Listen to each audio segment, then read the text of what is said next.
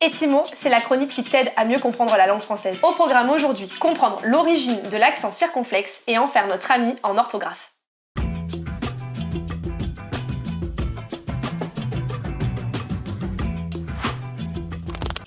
Il y a plusieurs raisons à l'apparition de l'accent circonflexe, le chapeau, sur les mots. Et aujourd'hui, on va s'attacher à la principale. L'accent circonflexe, c'est la trace d'un amissement, c'est-à-dire la disparition d'une lettre ou d'un son qui existait avant et qui a disparu aujourd'hui. J'ai pas compris.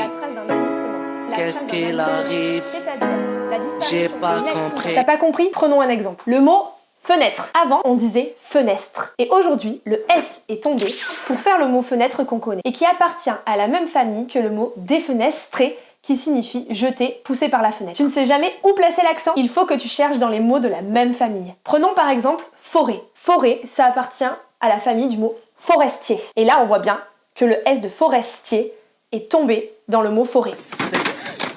Les filles, je suis tombée. Deuxième exemple. Prenons le mot fête.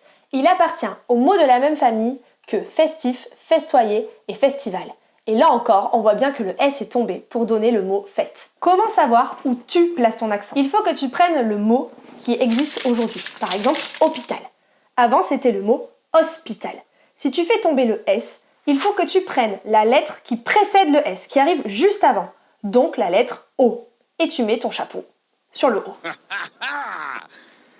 Easy peasy lemon squeezy. Tu as peur qu'il y ait trop d'accents circonflexes partout? J'ai une bonne nouvelle pour toi. Grâce aux nouvelles règles orthographiques qui datent de 1990, l'accent circonflexe n'est plus obligatoire ni sur le I ni sur le U, sauf s'il permet de distinguer deux mots qui se ressemblent. Par exemple le mot jeune, un adolescent, et le mot jeûne du verbe jeûner, c'est-à-dire ne plus manger pendant un certain moment, où on met l'accent circonflexe. La prochaine fois, je te parlerai de l'expression pallier quelque chose. Adi chats!